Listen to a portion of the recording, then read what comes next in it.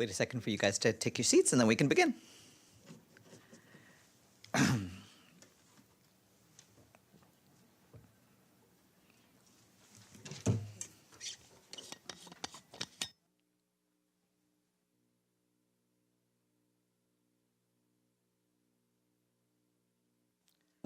All right. Good afternoon, everyone. This morning, the Secretary General left Glasgow for Cambridge, where just about now he's receiving an honorary degree from the University of Cambridge. In his formal remarks upon receiving the degree, he reminded the audience of the university's enduring links with global governance and the United Nations, from the economist John Maynard Keynes to Margaret Anstee, the first woman to be appointed Assistant Secretary General. The Secretary General delivered an overview of the global challenges that the world faces, from climate change to the pandemic to the war on facts. In that context, the Secretary General said that the world needs the values of truth and integrity that are at the heart of the liberal education that Cambridge has provided for 8 centuries. Tomorrow, he will engage with students at Cambridge for a discussion on the ethics of climate change. That discussion will be webcast. And today at COP26 in Glasgow, the UN Environment Programme and partners published detailed guidance to help the world's cities address warming, which is occurring at twice the global average rate in urban areas. Beating the Heat, a sustainable cooling handbook for cities, describes how cities are warming quickly due to the heat island effect, caused by a combination of diminished green cover, the thermal properties of the materials commonly used in urban surfaces, and waste heat from human activities. UNEP warned that by the end of the century, many cities could warm as much as 4 degrees Celsius if greenhouse gas emissions continue at high levels. The handbook provides a comprehensive overview of ways to cool cities sustainably and equitably. You can find it on UNEP's website. Also at COP26, UN Women and the Scottish Government released a joint statement calling for the role of women and girls to be advanced in addressing climate change. The statement commits to further strengthening efforts to support women and girls to lead on addressing climate change at community, national, and international levels. The statement will remain open for signatures from today until the 66th meeting of the Commission on the Status of Women, to be held in March 2022, with a focus on women's empowerment in the context of climate change, the environment, and disaster risk reduction. In a statement we issued last night, the Secretary General voiced his concern at the escalation of violence in Ethiopia and the recent declaration of a state of emergency.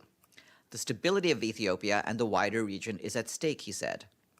The Secretary General reiterated his call for an immediate cessation of hostilities, unrestricted humanitarian access to deliver urgent life-saving assistance, and an inclusive dialogue to resolve this crisis and create the foundation for peace and stability throughout the country.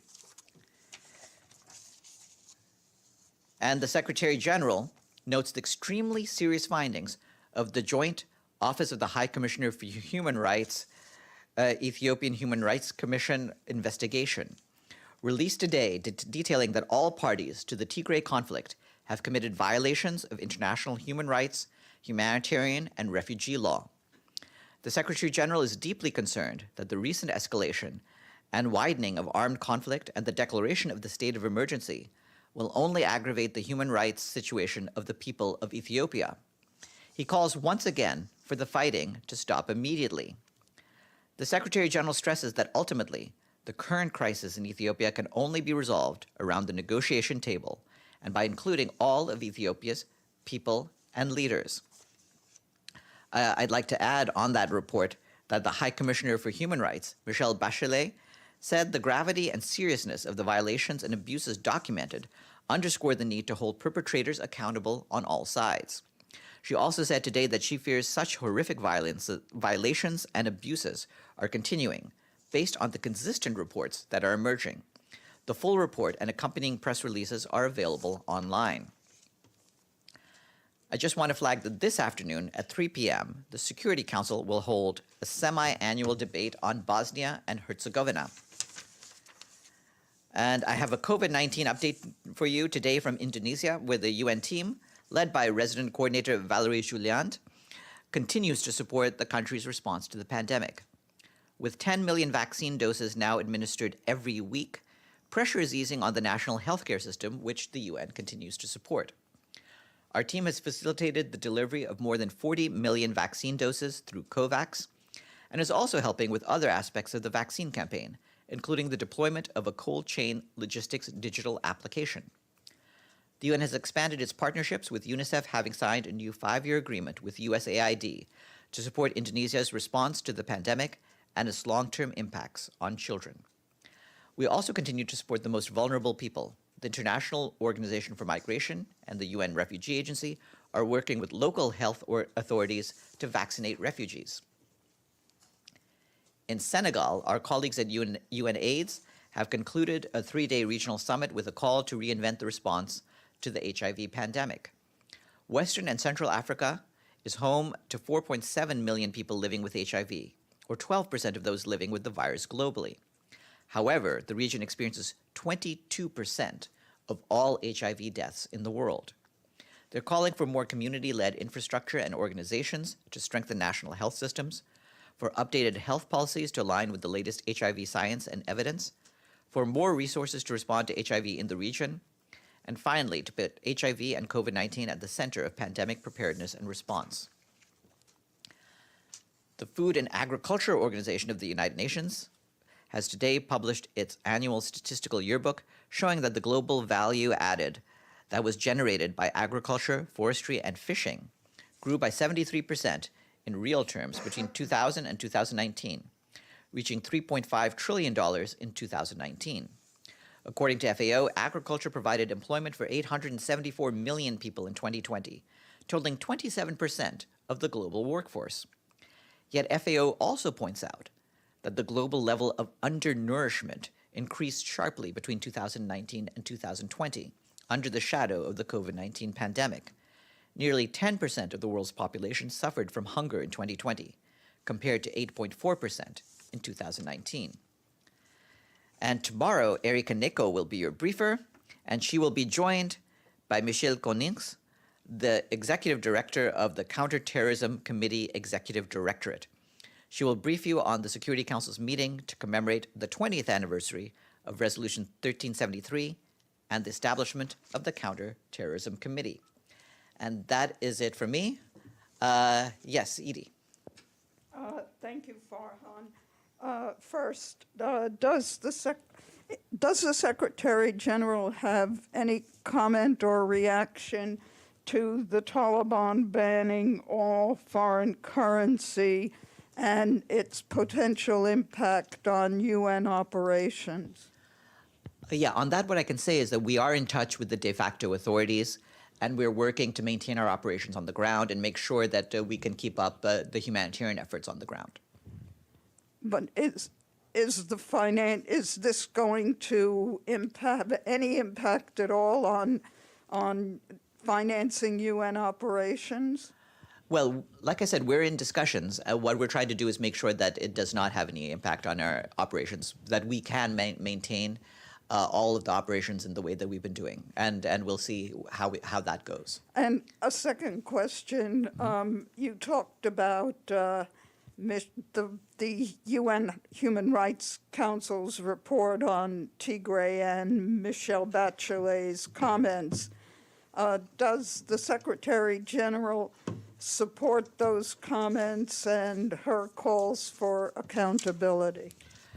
He certainly does. As I pointed out just at the start, that he did note the findings, that he was deeply concerned at the recent escalation and the idea that that will only aggravate the human rights situation. And for him, the basic point is that the current crisis can only be resolved around the negotiation table and by including all of Ethiopia's people and its leaders. But certainly accountability is part of that process, and he stands by what the High Commissioner has said on that. Yes, Adla.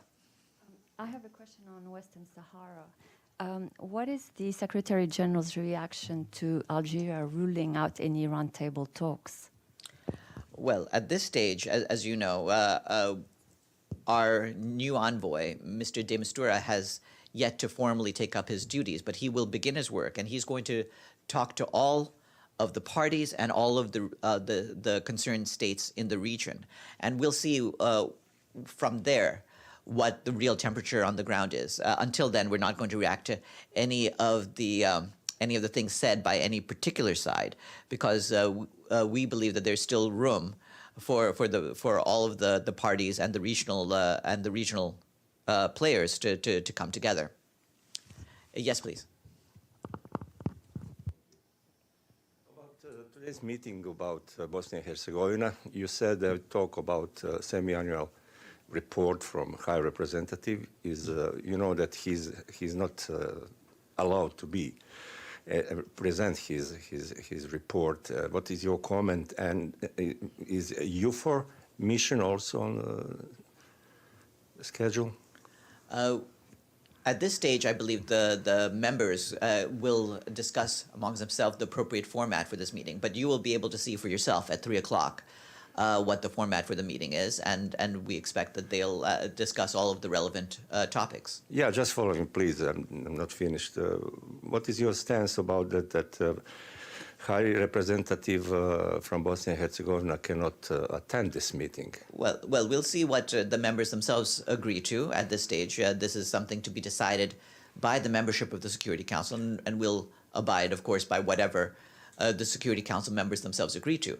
It's important for the Security Council to have as full a picture of the situation on the ground as they can possibly have. And on the end, please, the situation in Bosnia-Herzegovina is extremely fragile, and we know that, you know that. And is the United Nations ever consider, maybe in the last few months, to impose sanctions on people who are threat from Bosnia-Herzegovina, politicians who are threat for integrity of that country and peace in the country? Well, this is an issue under the purview of the Security Council. They'll discuss it this afternoon, and we'll let them discuss the matter and see what conclusions they come up with. Thank you. Yes, Benno. Follow up on this. Does the Secretary General believe that the position of the High Representative in Bosnia-Herzegovina is an important role that is not obsolete?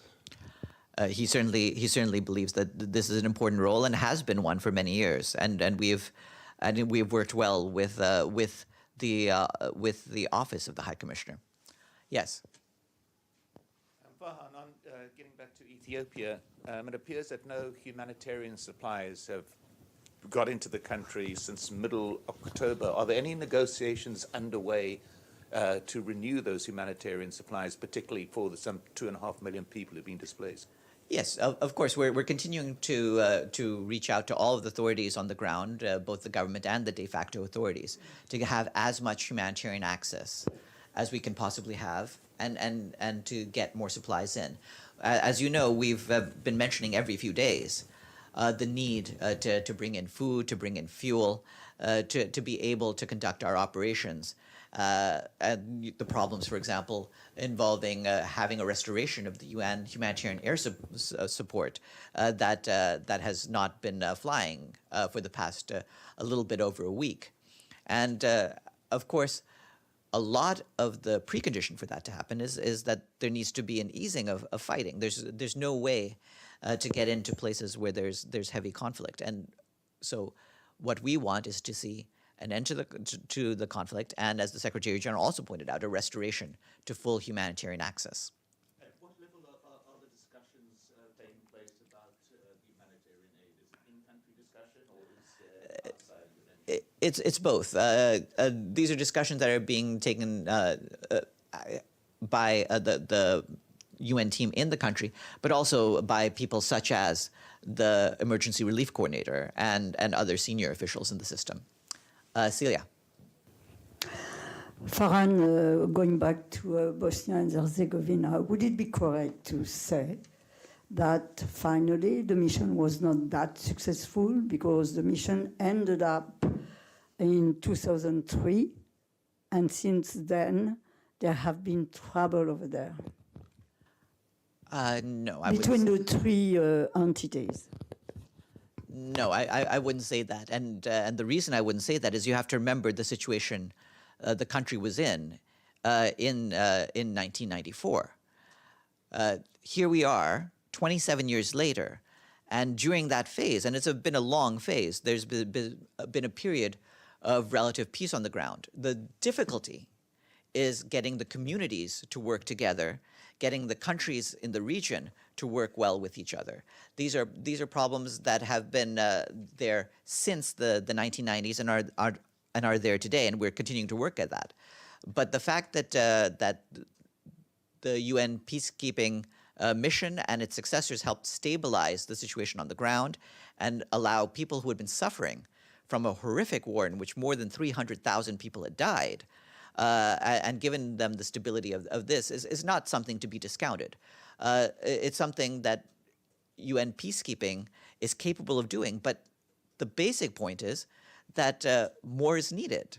It's not a problem that can be solved by peacekeepers alone. This has to be solved ultimately by the governments, the authorities, the politicians, and the peoples of Bosnia and around it. Yes, Ibtisam.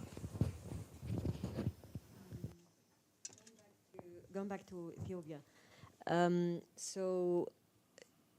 about the flights, you said you can't fly now because what's happened last, I think, 10 days ago, was it? Yeah. Yeah, about. And the thing is, and because of the fights are more intense there, but there were, I mean, the fighting has been going for a long time, and you were able to fly and to bring humanitarian aid. So what changed? Aren't you able to? You didn't get? Aren't you getting any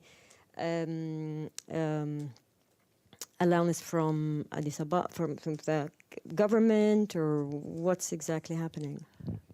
I mean, obviously, we've been in touch throughout with both the de facto authorities in different areas and with the government of Ethiopia. Now the point is that from them we need unrestricted humanitarian access in order to deliver the aid that we have. We do not have that at present, but we are working to arrange that, and we're working, again, with the government and with the parties, including the parties in Tigray and around it. So just to clarify, so the main restriction you're having now that you're not getting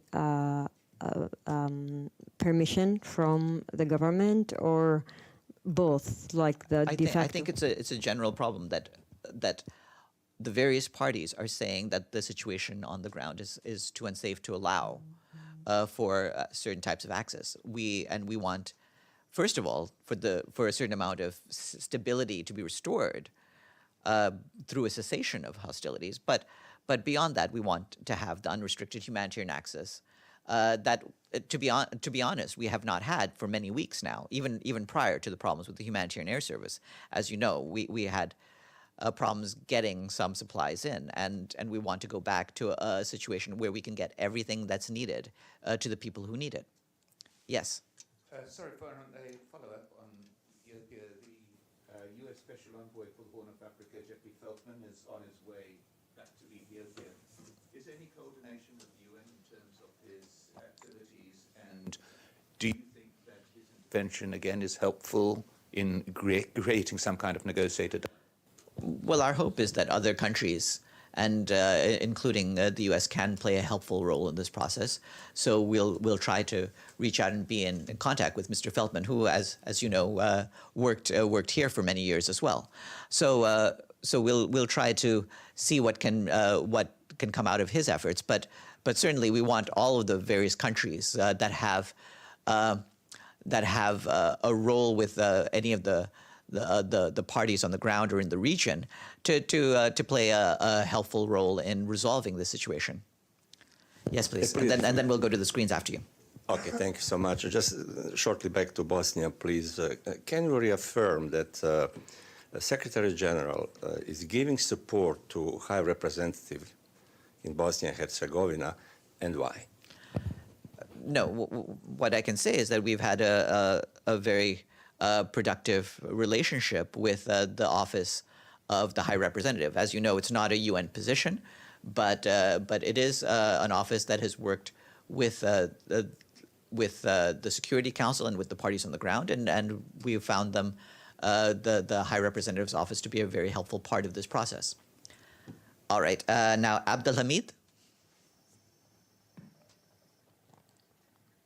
Thank you, Farhan. I have a few questions. Let's start with the behavior of the Israeli ambassador in the General Assembly last Friday. I asked the spokesperson of the PGA, and I did not get an answer. He stood up in front of the audience, the people in the participating in the meeting, tore apart the human rights report, and he addressed them saying, shame on you, shame on you, shame on you. Is that an acceptable diplomatic behavior from a representative of a country? I won't comment on the behavior of any of the various diplomats. They all have their own procedures. What I can say is that we stand by the work of our human rights teams, including their work on the issues involving Israel and the Palestinian territory.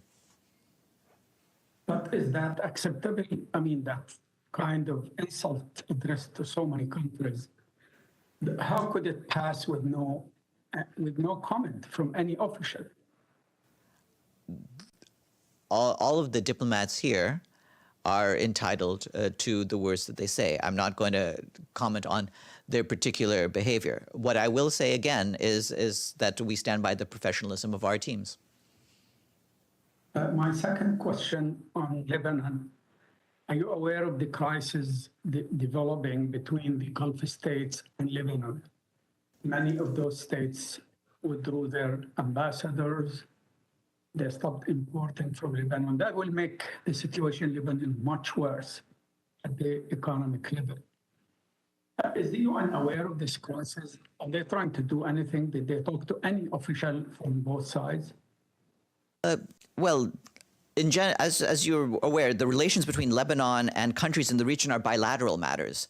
But we do hope that any issues between these countries will be resolved expeditiously and amicably. And my last question, Farhan, I raised this issue a few days ago. There are 5 Palestinians prisoners who are in detention, in fact, administrative detention, are on hunger strike. Some of them passed the 100 days, and 2 of them are on the verge of collapse completely. And I raised this issue, and I was asking for any comment on this developing story. Our comment is the same one that we've had for all of those prisoners who have been in detention, that either they be charged and tried formally or otherwise released. Okay, Iftikhar? Iftikhar? Thank you, Farhan.